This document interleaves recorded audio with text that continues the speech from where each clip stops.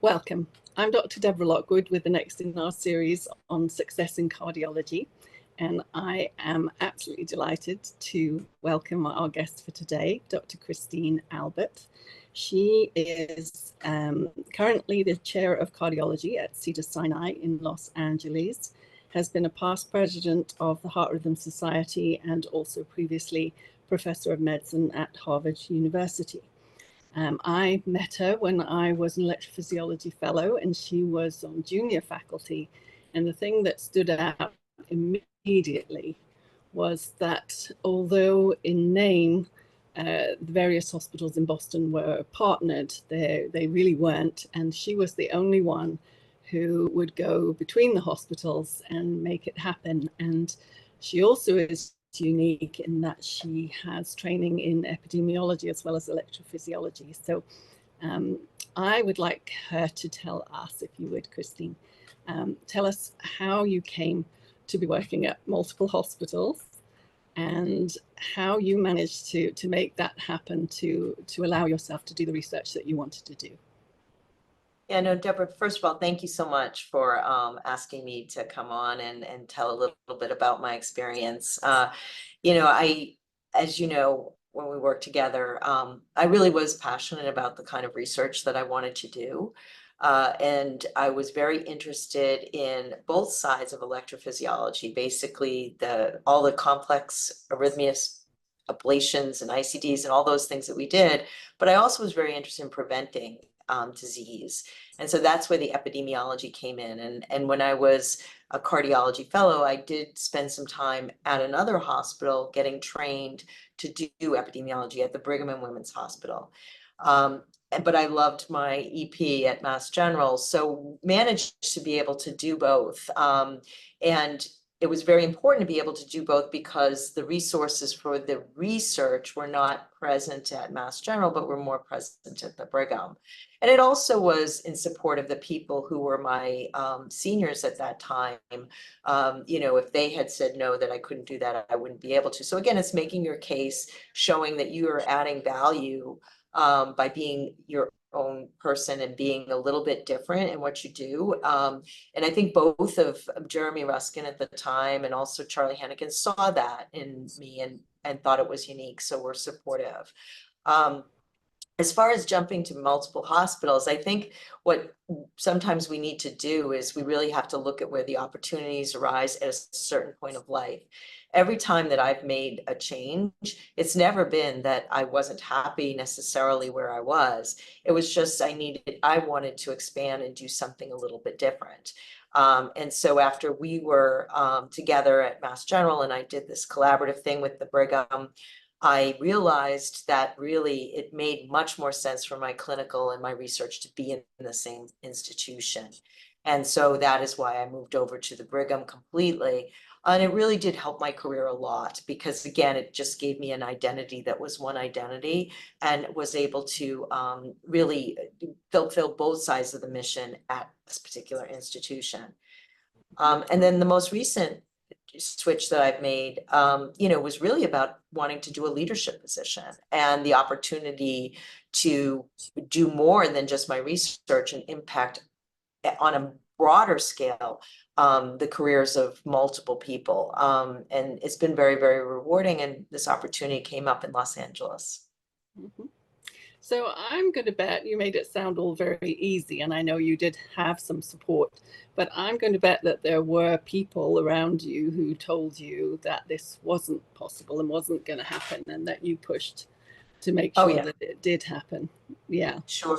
Yeah. I mean, I think that, when I first started, there were multiple people within electrophysiology that said, how is that going to work? How can you do that and still do procedures? And I think many of our interventional colleagues deal with that today. I mean, it's even harder, right? Because all of our interventions are getting more and more complex.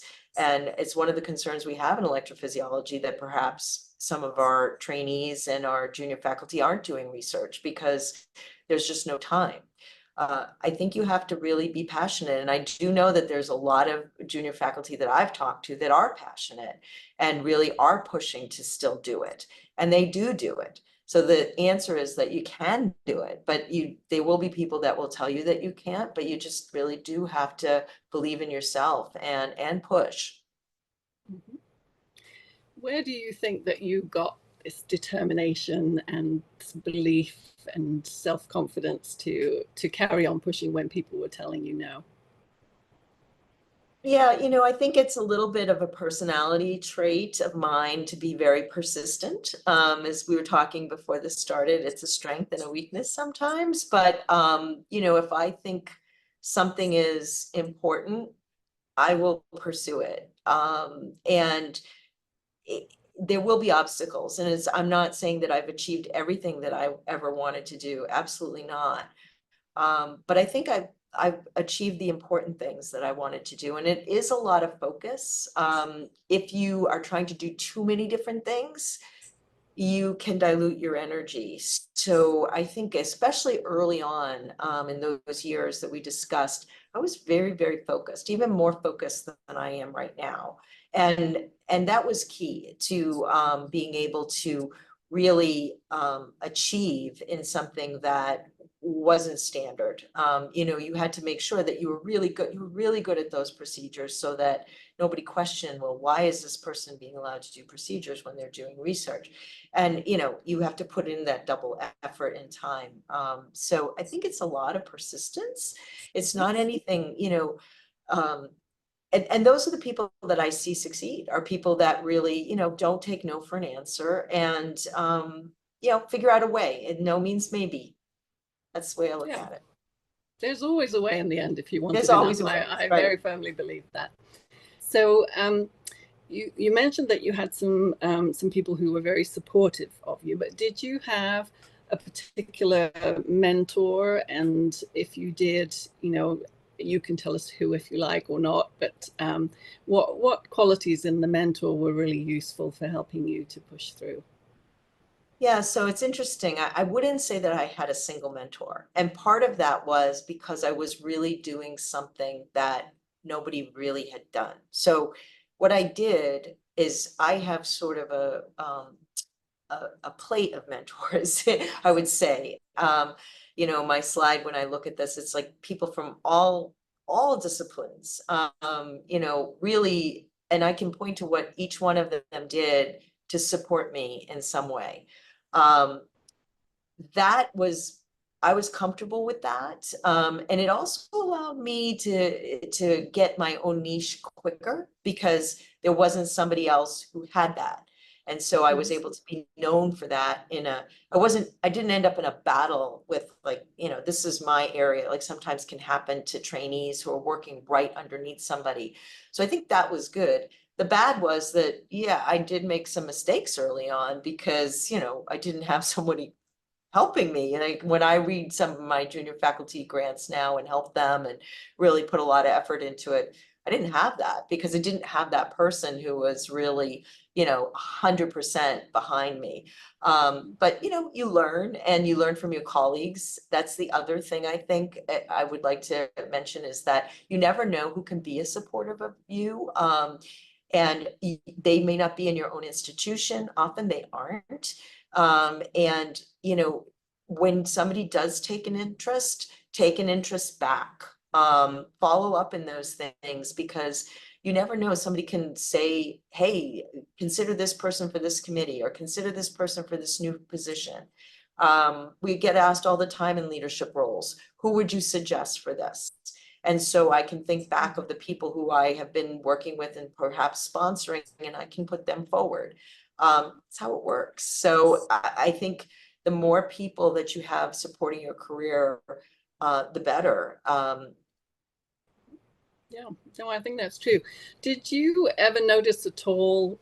Certainly back then, there were very few female electrophysiologists, at least there were very few female leaders around at the time. Did that ever hold you back, or were you perfectly happy just having a lot of male mentors? Yeah, no, it was palpable, I mean, you would go to the HRS meeting, and there would be times where you wouldn't see a woman at all. And luckily we do have a very healthy, allied professional membership, so there were women, but it was rare, and it was very, very male dominated. It still is somewhat, but it's better. I think we've gone from 6 to 10 or something like that. And definitely, like in the Heart Rhythm Society, there have been a lot of women presidents, a lot more coming up.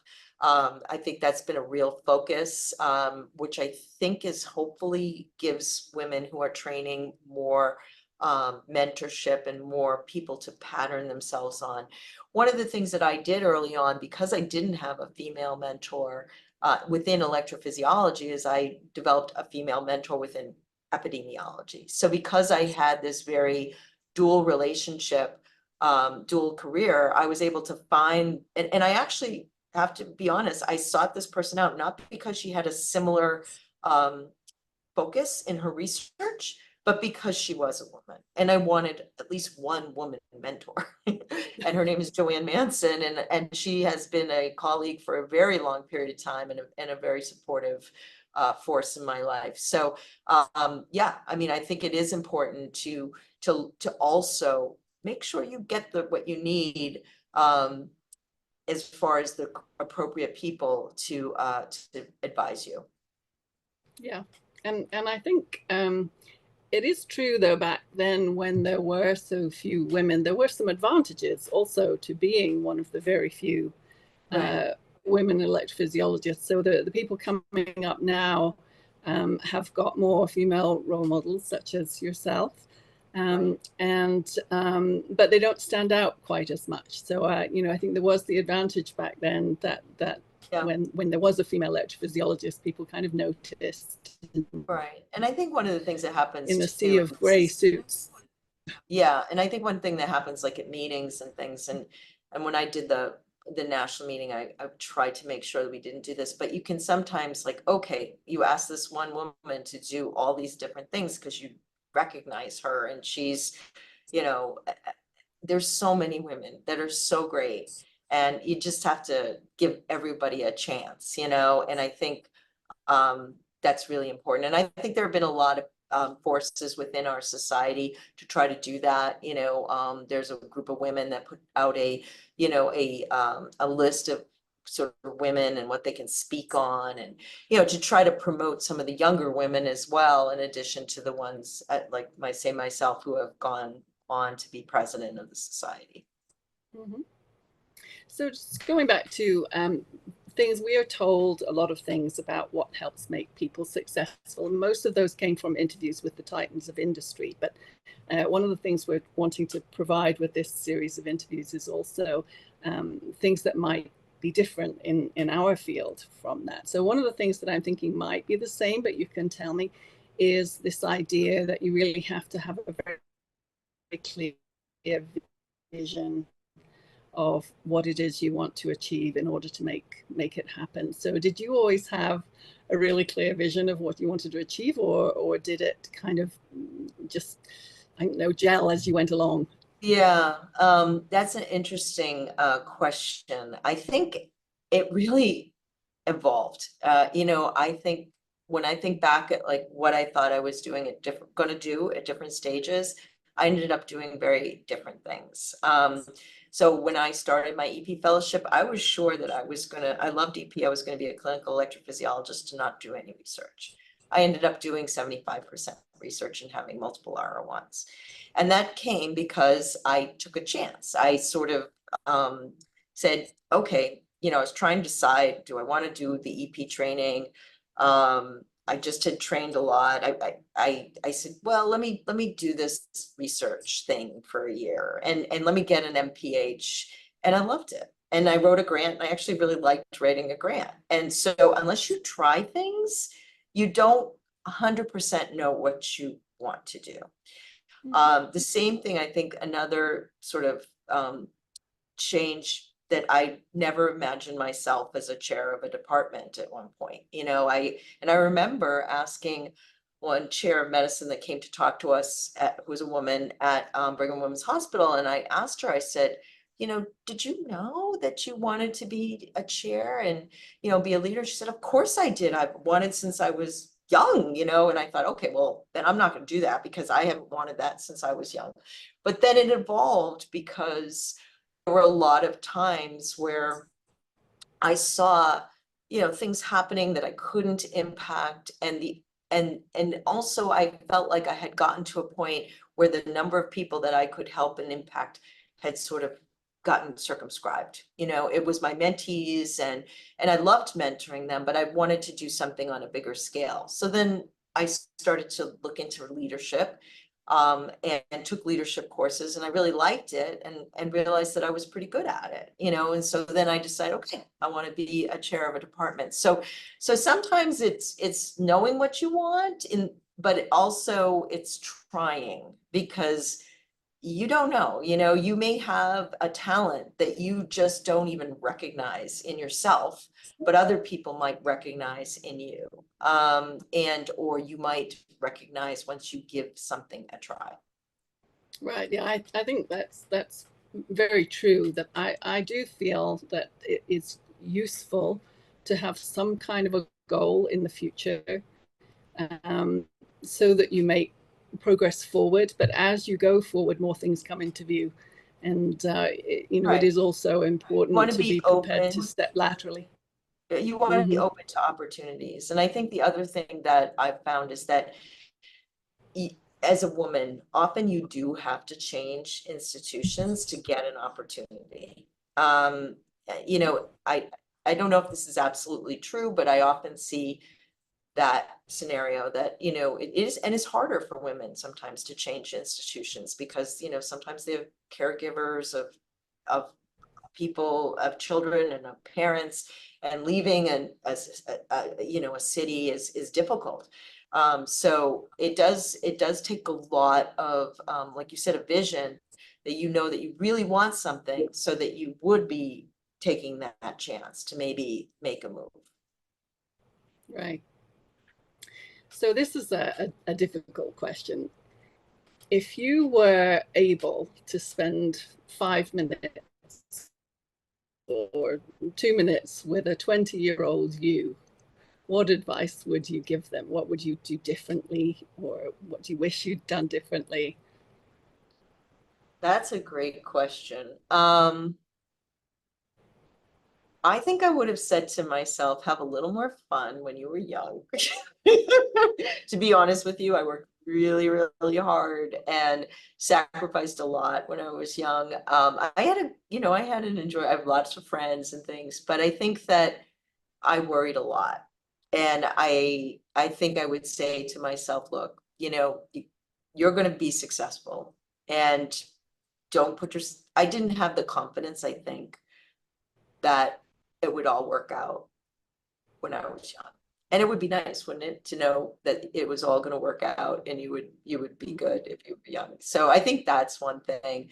And the other, you know, I can't really say any, you know, everything else has worked out really well. You know, it's just, I think trying things. And I think the other thing is, not taking work so personally. I think sometimes that can happen where, and I don't see myself doing this much anymore, but you know, where you get a rejection at work or a grant doesn't happen, you know, it's work. It's okay. And that's what I see in young people sometimes, you know, getting crushed because this grant didn't get funded, and we've all gotten crushed. And, you know, it's okay. The next one will. There is a faith that you need to have. And so I think that that's something that we can do as older, seasoned people who have been through the mill, to say to our younger colleagues, it's going to be all right. You're going to be great. And you're going to come up with it the next time. We all fail. Wonderful. So one last question then. Did you learn any big lessons from something that didn't go well in your career that you would be prepared to share with us? Um, let's see. I think I'm just trying to think. There were a few things that didn't go well. Um, I think the idea of, I guess not, you know, how do you put yourself out there? How do you get what you need and also not burn bridges? You know, I think that's really important.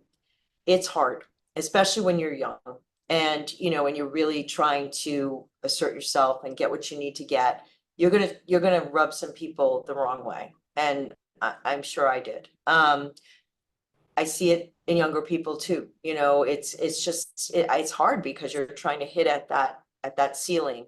And I see some young people that are really good at that, you know, and I don't know that I was really good at that stage. I mellowed out, I sort of, the edges softened out.